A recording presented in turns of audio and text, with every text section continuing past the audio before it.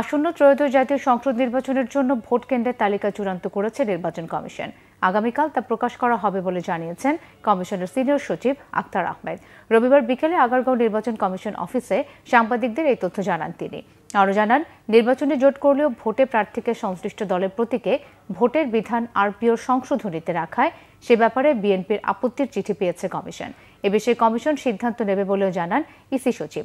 এর আগে আসন্ন সংসদ নির্বাচন আয়োজনে কমিশনের সার্বিক প্রস্তুতি বিষয়ে জানতে প্রধান নির্বাচন কমিশনারের সাথে বৈঠক করেছেন কমনওয়েলথের প্রতিনিধিরা।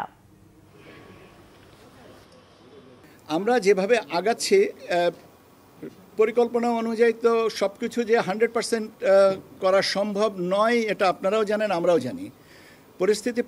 পরিস্থিতির প্রেক্ষাপটে কিছু কিছু জায়গায় অ্যাডজাস্টমেন্ট আনতে হয়। কিছু কিছু বিষয়ে আমরা আগেই কমপ্লিট করেছি, কিছু কিছু বিষয়ে আমরা অপেক্ষা করতে হয়েছে। ভোট কেন্দ্রের কথা বললেন, আমি আগামীকালকে জানিয়ে দেবো।